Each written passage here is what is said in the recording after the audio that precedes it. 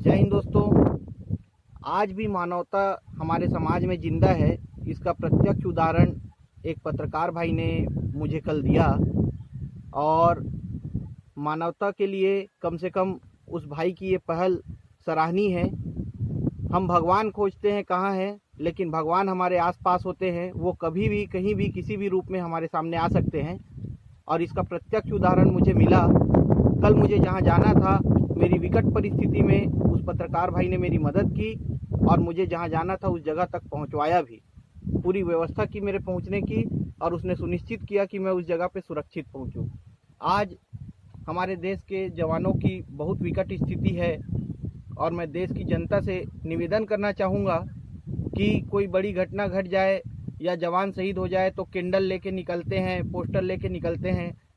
वो स्थिति आने से पहले हम जवानों की जो पीड़ा है उसके लिए आप लोग सकारात्मक कदम उठाएं। हमारी पीड़ा को एक जनता होने के नाते, देश की लोकतांत्रिक देश की जनता है आप लोग, शासन प्रशासन तक हमारी बातों को पहुंचाएं, जिससे हम लोगों की पीड़ा समय से शासन तक पहुंच सके और उसके लिए शासन सही समय पे सही उचित कार्रवाई कर पाए। क्योंकि सिस्टम में बैठे लोग तो जवानों को पता नहीं क्या समझते हैं। मेरे साथ तो जो हुआ उसका प्रत्यक्ष उदाहरण आप लोगों को दिखाऊंगा। उस भाई ने वीडियो भी बनाया मेरा और किसी माध्यम से वो वीडियो मुझे मिला है। आइए देखते हैं उस वीडियो में मानवता की मिसाल कैसे पेश किया उस भाई ने। आइडियल थोड़ा इथिला मनीष एक मिनट जान दा कोकरो सांस हटके। जी, परिचय बताइए आप। जी, मेरा नाम उज्जवल दीवान है और मैं धमतरी जिला बल पुलिस में पोस्टेड हूँ। अभी आप कहाँ इतनी कड़ी धूप में आप पैदल जैसे निकले हैं, क्या है रीज़न? मेरी पोस्टिंग हुई है भैया, वहाँ जा रहा हूँ मैं। कहाँ पोस्टिंग हुई आपकी? मेचका थाना में। इसके पूर्व कहाँ पदस्थ थे? इससे पहले मैं पुलिस लाइन में पदस्थ था। तो पैदल जाने का कारण क्या है? अब पोस्टिंग हुई है, कोरोना काल है और अभी बस वगैरह सब बंद है, संसाधन सारे बंद हैं, तो इसलिए मेरे को पैदल जाना पड़ रहा है। गाड़ी वगैरह आपके पास, सुविधा वगैरह घर में? गाड़ी है लेकिन पेट्रोल के लिए पैसे नहीं हैं। तो सैलरी तो आती होगी आपकी? सैलरी आती है लेकिन इस महीने मेरी सैलरी रोक दी गई है गवर्नमेंट के द्वारा। कारण? मैंने मुख्यमंत्री राहत कोष में एक दिन का वेतन दान नहीं किया, तो इसीलिए क्या है, जो सिस्टम है वो मेरा वेतन का नहीं ले रहा था, इसलिए मेरा वेतन रुक गया इस महीने का। अचानक इस टाइप को लॉकडाउन में आपका पोस्टिंग किया जाना, क्या है रीज़न इसका? मैंने मुख्यमंत्री राहत कोष में एक दिन का वेतन दान नहीं करूंगा ये बोला, इसलिए। और कुछ मैंने आरटीआई से जानकारियां भी मांगी अपने विभाग से बहुत सी, इसीलिए शायद हो सकता है इसीलिए पोस्टिंग की गई है मेरी। इसके पूर्व में भी आपके साथ में और किसी प्रकार की? हाँ, वो होता ही रहता है।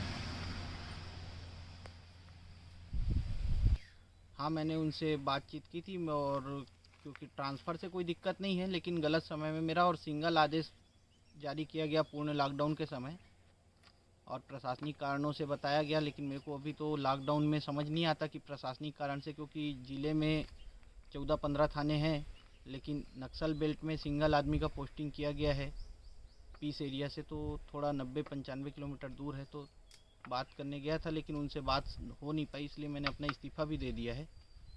आपका इस्तीफ़ा भी स्वीकार कर लिया गया? नहीं किया गया भैया।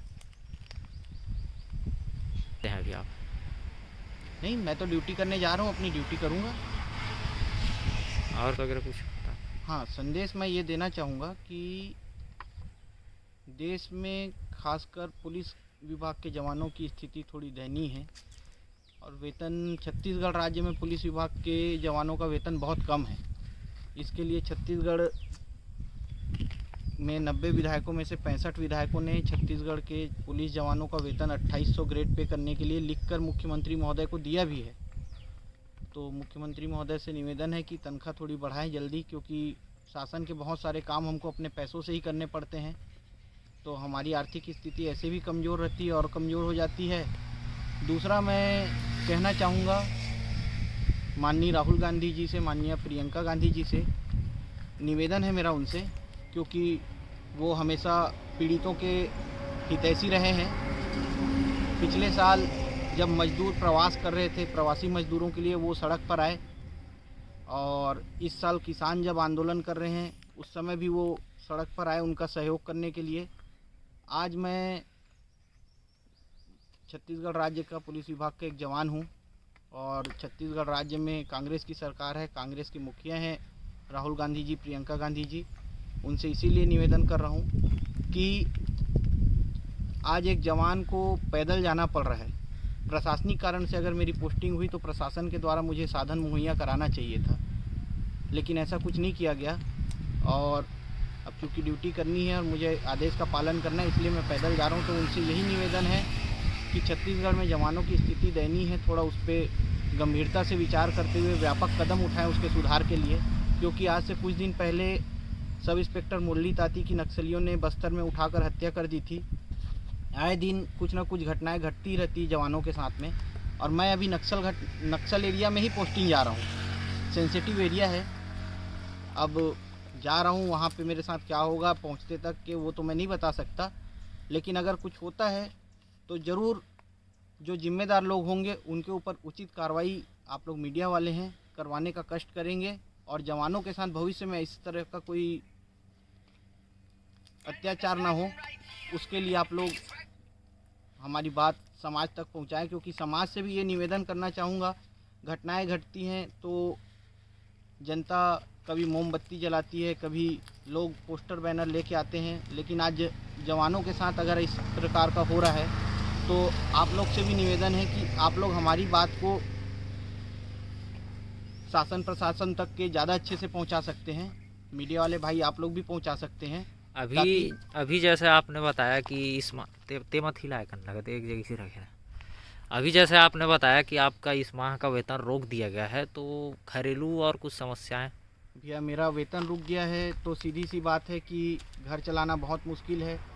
अब मैं तो ये सोच रहा हूँ कि मेरे घर परिवार वाले क्या खाएंगे, कैसे रहेंगे।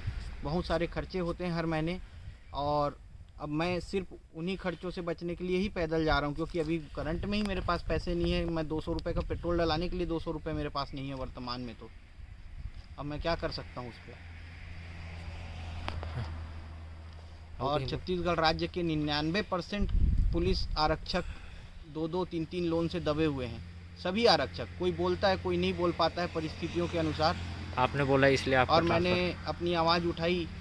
आवाज़ क्या उठाई सर, अपने हक की बात की, तो मेरे साथ ऐसा हो रहा है। भविष्य में किसी जवान के साथ ऐसा ना हो, बस यही निवेदन है मेरा सिस्टम से और ऊपर बैठे लोगों से।